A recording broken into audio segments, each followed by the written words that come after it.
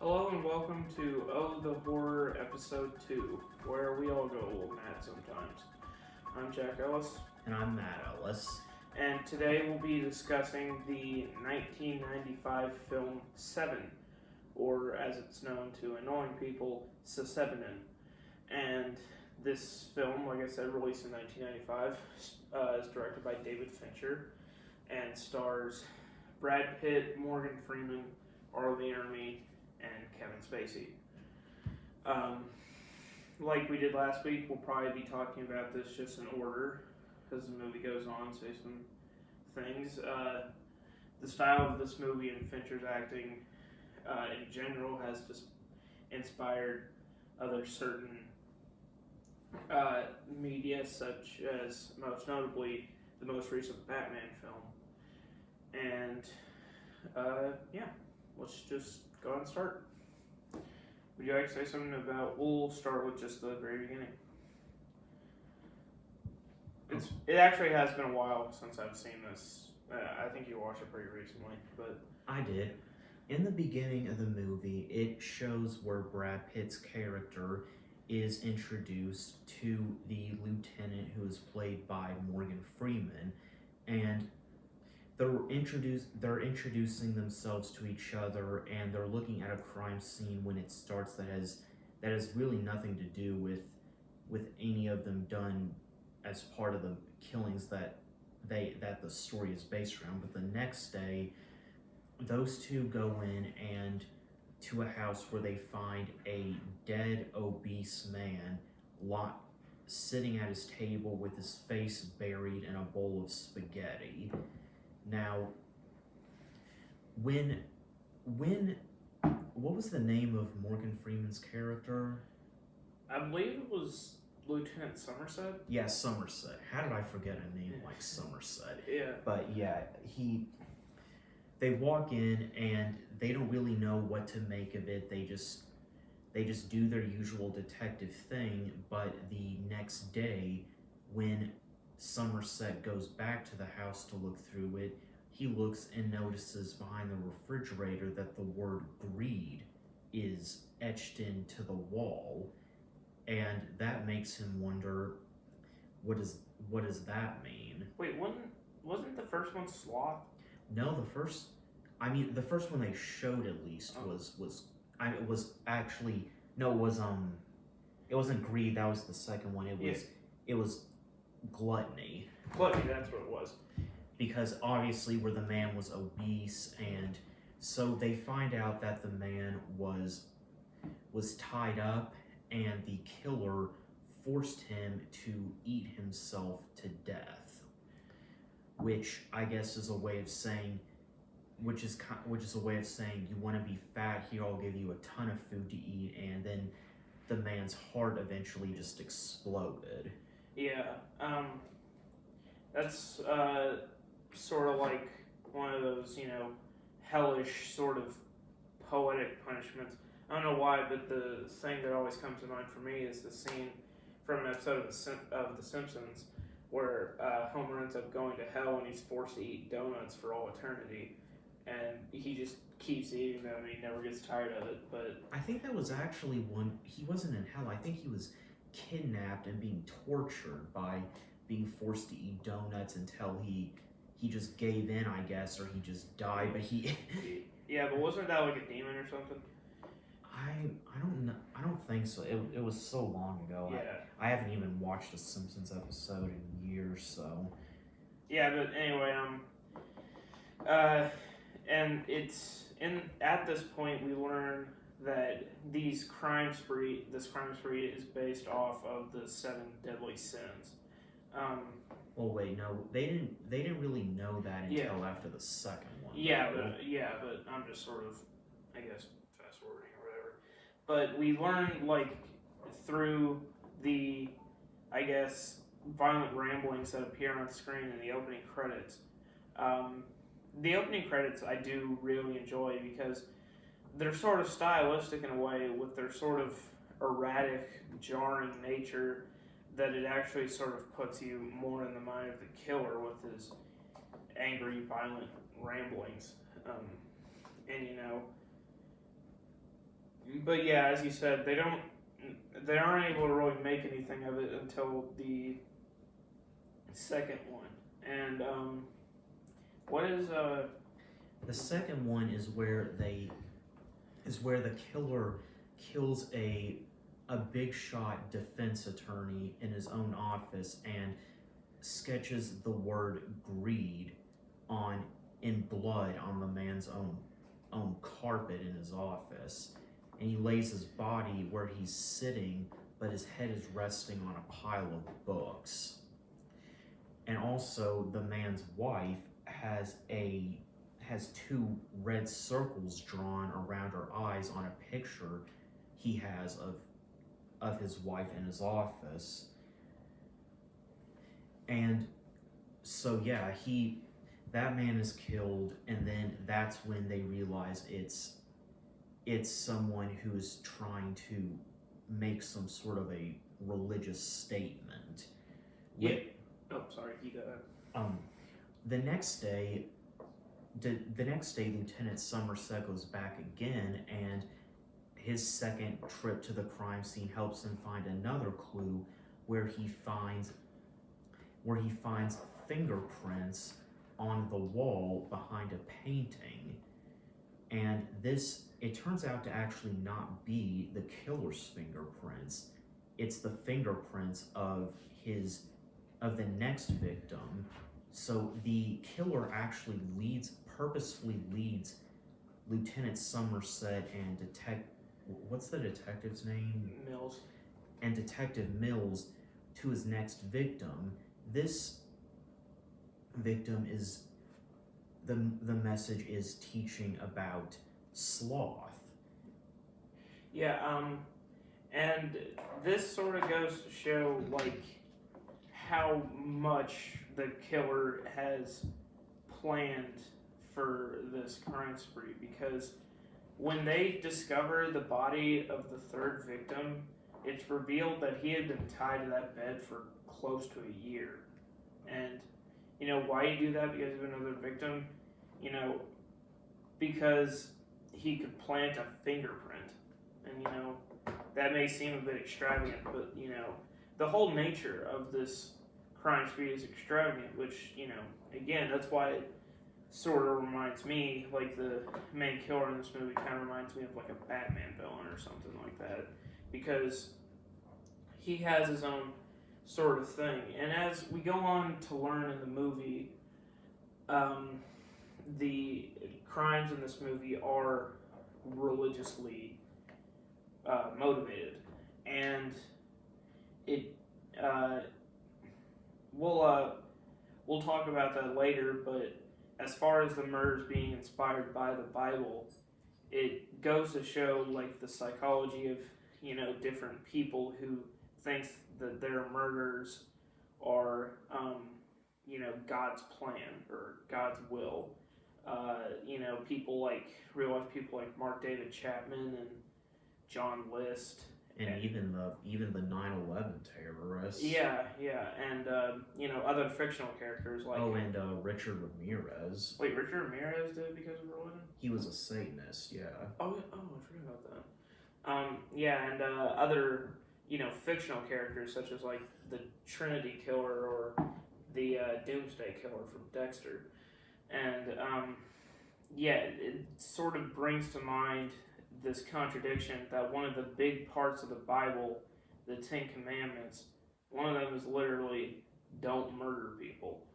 And, you know, these people think that they're doing something because of God, but God wouldn't want you to do this. Just saying. Alright, what comes next in the movie? Like, after the police, like, raid that guy's house and they find him tied to the bed.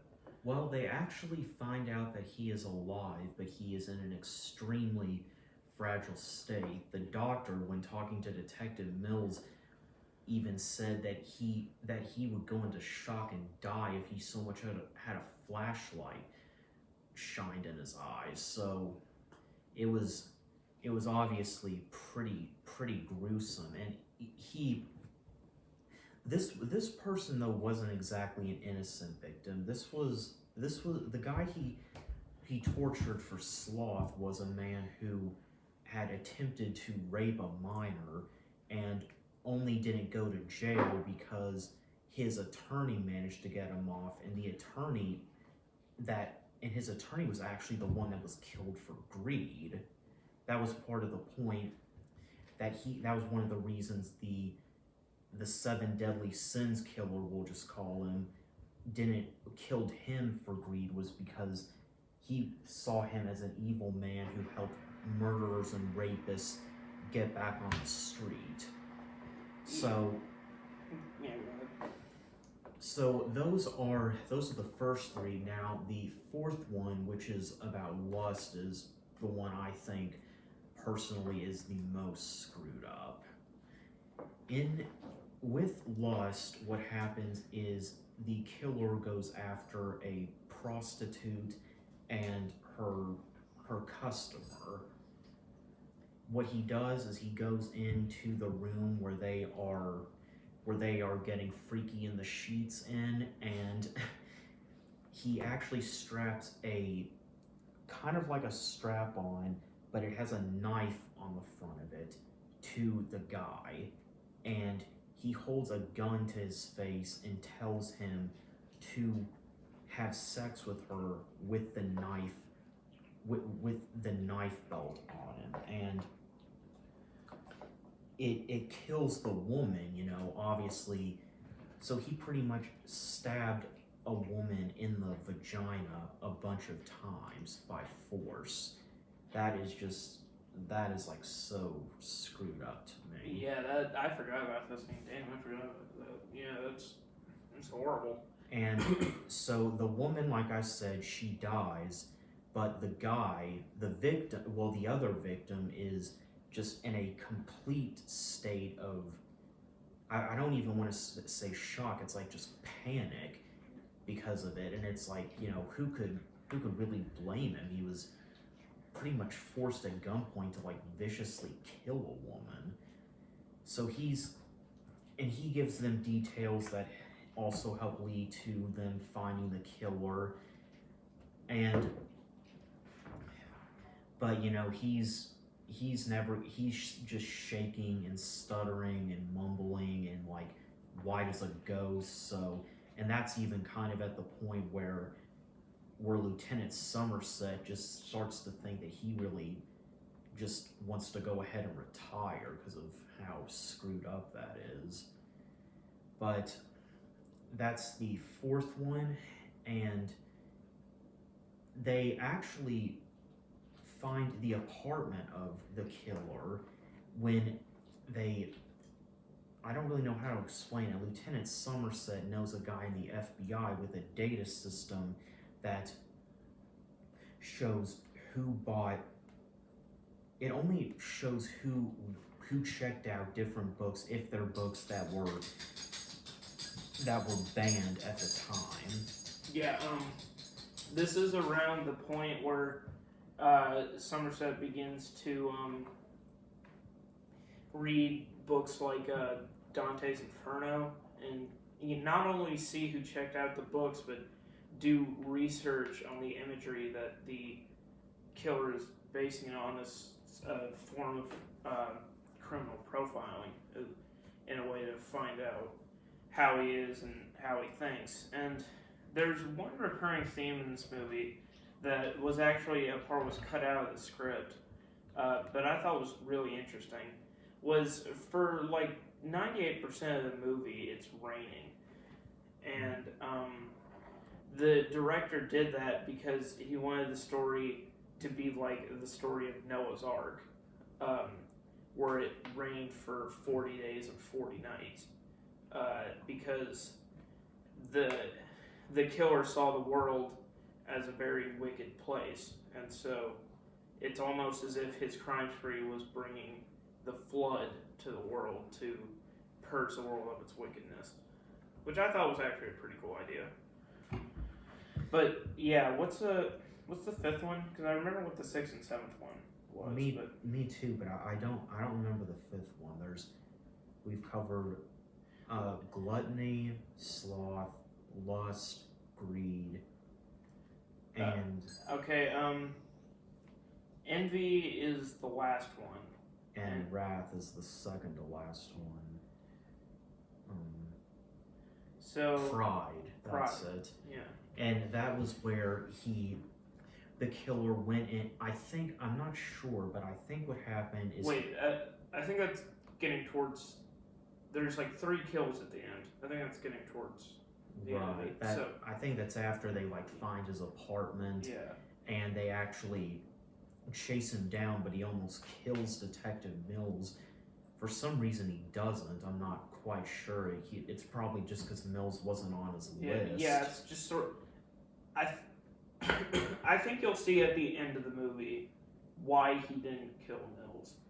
But, yeah, but damn, it's a cool chase scene. Like, the way they're, like, running through the rain, all these different empty buildings, and then they get to the end where, you know, Mills has, like, a broken arm, and he's on the ground, and the killer just has his own gun pointed straight at his face, but he doesn't kill him.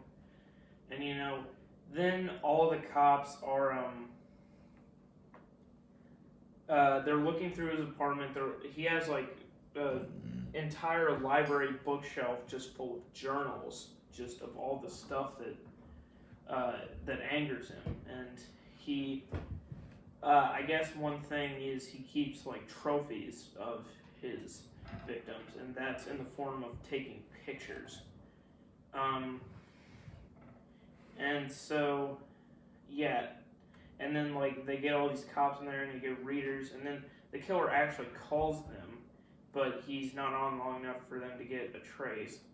And one thing that I found out was really cool in this scene was they're looking at all the pictures, and there's one of Mills from an earlier scene. And you find out that at a crime scene, the killer was just, like, disguised as a reporter, and he was trying to get pictures of his own crime scene, but he got into a fight with Mills and then he ran away. And I thought that was really cool, because up to this point you've barely ever seen the killer on screen, but at that he's very obscured. But that I actually thought was a pretty cool twist. So yeah, after that it gets to like the end. And there's also scene Mills' wife, played by Gwyneth Paltrow, is talking with Somerset at a diner type place, and she says that she's pregnant, but that she doesn't want to have the baby because she doesn't want to bring him into a world like this. And I think that's a recurring theme, because even, like, people like his wife and, you know, Somerset will all even agree with the main killer of the movie that we do live in a fallen world. And that's sort of like a common ground thing, but it's how individual people choose to deal with that fact is what separates, you know, man from animals. But yeah, I guess we're getting towards the end, where probably we get one of the greatest twist endings, you know, in cinema history. So they walk back into the police station, and we see a man get out of a taxi, and the man walks into the police station, and he just yells, "Detective," and he's covered in blood. Yeah, he's covered in blood, and they're all, like, swarming around him with, like, guns, they're ready to cuff him and stuff. And then when he raises his hand, you see his fingers, and they're covered in bandages. And you'll see why that's important. They take him to the interrogation room, where they find out he cut off his own fingertips so he wouldn't have fingerprints. And he only has fake teeth so they wouldn't have his dental records. And that's where we get the name John Doe, because John Doe is used in the medical and police world as just an unidentified person. a male. Jane Does are females. And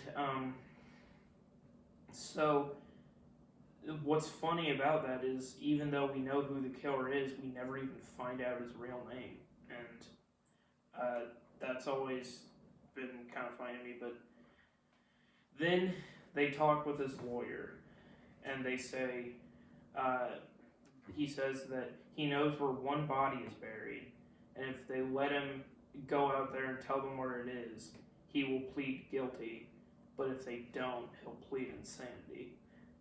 And the thing that works is, we've seen this guy, it would be very easy for him to plead insanity.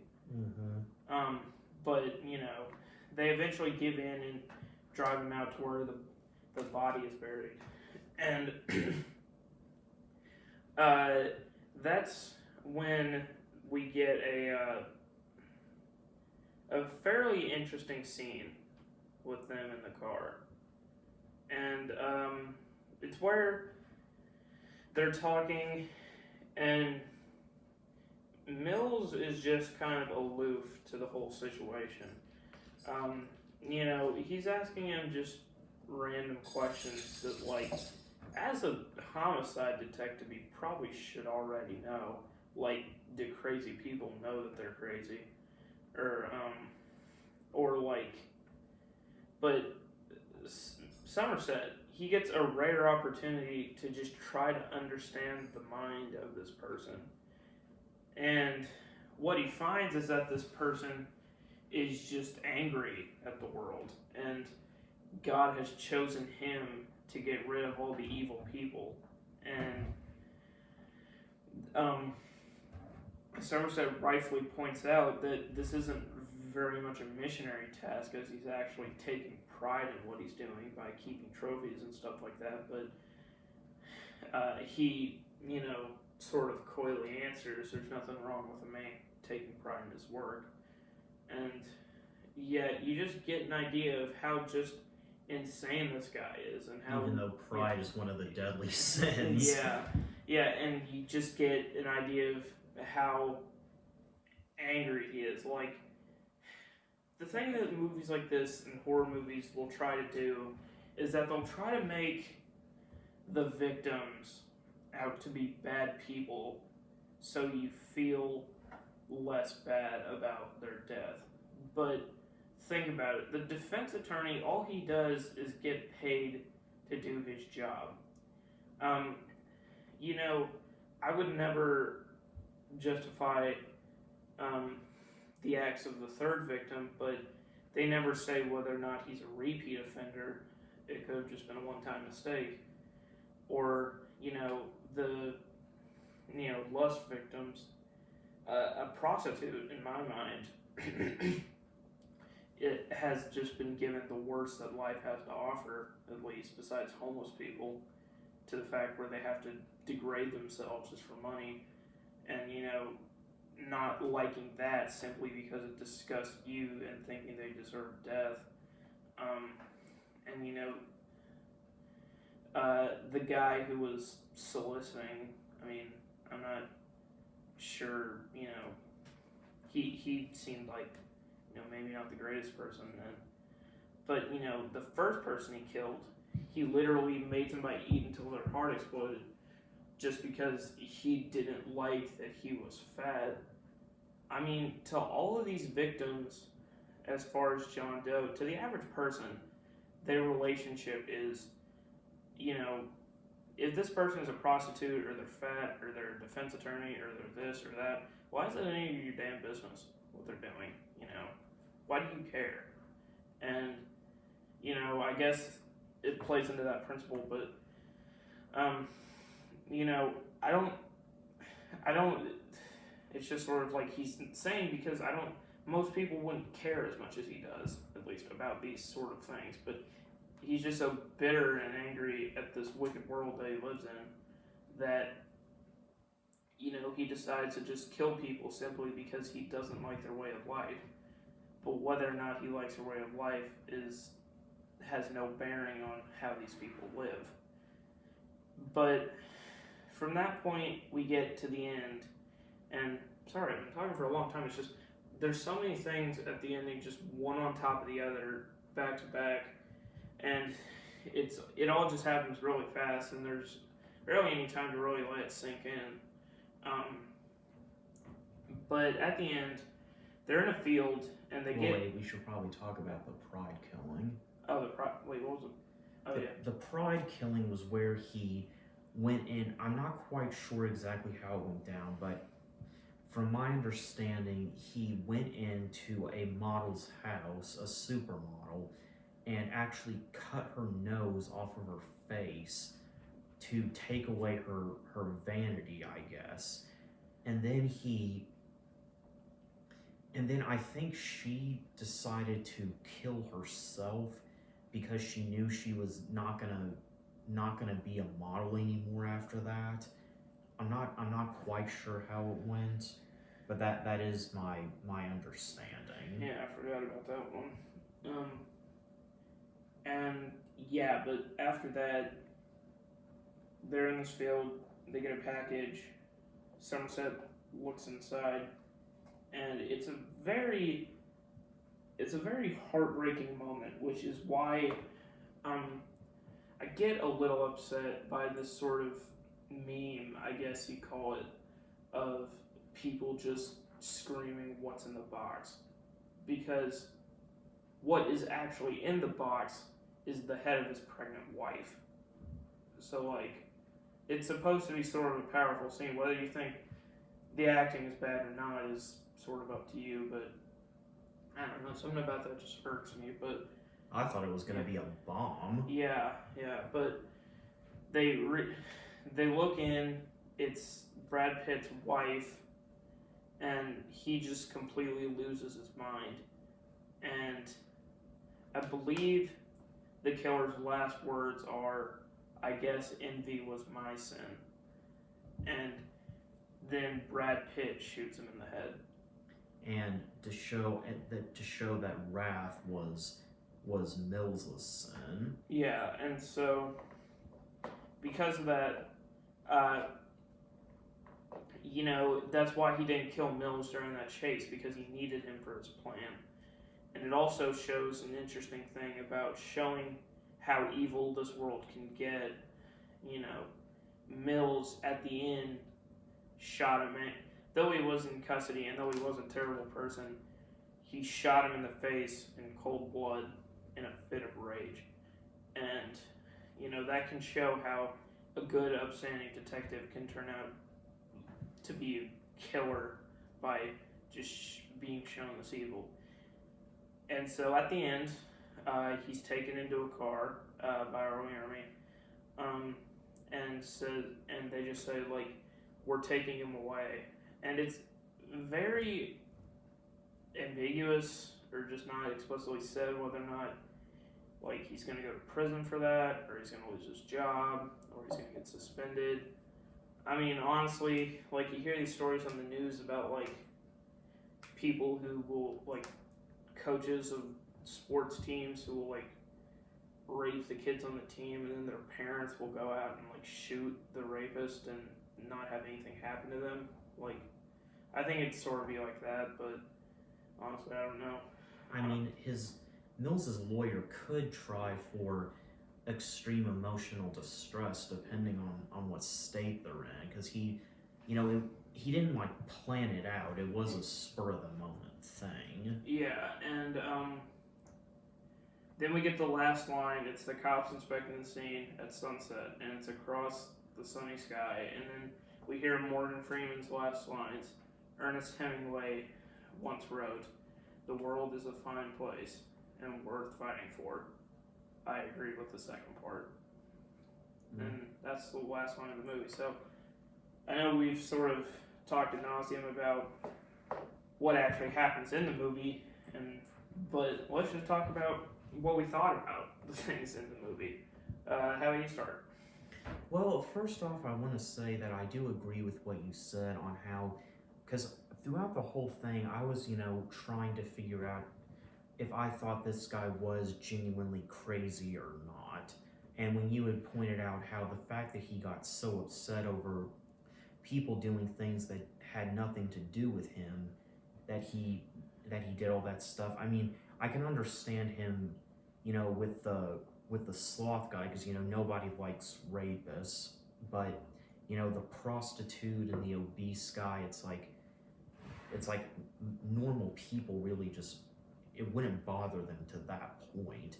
And what really made me think that he was crazy was just all that stuff he was saying in the car that showed he really was not in touch with reality, saying, God sent him to murder a bunch of people. That's just, that's kind of, it's not anything against religion. It's just, to think that, God would send you out to kill people. That really lets you know he's delusional. And the thing is, and what I didn't get about the first one, at least, is he had to kill an obese guy for his first crime.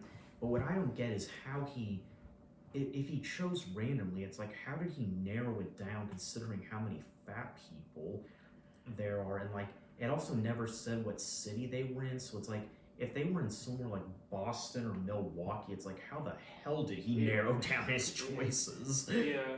I don't know if they said it explicitly, but I think the fat person was on welfare because of his weight or something like that. Oh. I don't remember. That could totally be false, but I remember something like that.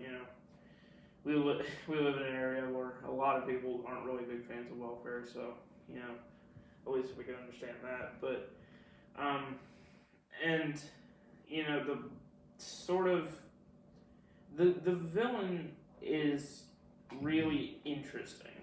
His psychology, his way of doing things, the brutality. It's quite it's quite interesting, but it's I'm sort of losing my train of thought, I guess. You can understand some of the things he does, not killing people, of course, but why he does kill them. But other times, it's just you just don't understand him, and that's the point. Maybe you're not supposed to understand him all the way, because what you don't understand him is what makes him even more of a threat. But I mean, since the victims all fit into certain categories, you never got the sense that just anyone could die in this movie. I mean, seeing as though all the victims were so different in economics, class, and appearance, you sort of got that. But it's, and I know that's not what the movie's for, but at some points, the killer, as far as when they go to the crime scene and they inspect it, he never really felt like much of a threat, at least. But towards the end, where he's just walking into the police station covered in blood. I mean, that stuff is just eerie, and it's sort of that thing where you know exactly why he does it, what he does it, and that can actually work, as opposed to the more mysterious serial killers in movies who just do it because we don't know, and so. Well, I mean, yeah, I agree. They do at least seem different, the victims, when it comes to things like class and stuff like that, because one person he kills as a lawyer and the other person is a prostitute, but it's not really. I mean, those two really aren't all that different. I mean, they both get paid to fuck people, so, Yeah. And, yeah, I don't know how much I consider the ending of this movie a twist ending, as far as I think it's just interesting that, the killer just turned himself in at the end. I mean, you don't see that a whole lot, and it sort of begs the question at the end, would they ever have caught him if he didn't turn himself in? Mm-hmm. And that's always sort of a big question. And David Fincher, his directing style in this is just great, and he went on to direct movies like Gone Girl and Zodiac, and it really is such a beautifully shot and written and directed film, and yeah, it's a really great detective story in my opinion. It sort of harkens back to like film noir and that sort of thing, and so for him it's just a really interesting take on a genre while still, being inspired by certain things, and it all around just comes into a beautiful little movie. Honestly, I kind of feel like I'm spinning my wheels at this point. I don't really have a whole lot to say more to say in this movie. I think it's just great, honestly. Yeah, I thought it was really great too. I definitely thought Morgan Freeman was really right for the part. His voice and demeanor make it to where it seems like he's made for serious dramatic movies like this. Yeah, it's sort of got like that wise old man sort of thing. Oh yeah. So yeah, I liked it too. Yeah. Well, I'd probably give this movie a 10 out of 10. I mean, yeah. I'd give it an 8 out of 10. Yeah. Okay. Well, I am Jack Ellis. And I'm Matt Ellis. And this has been Oh the Horror. See you next time. Thanks for watching, listening. Did that last week.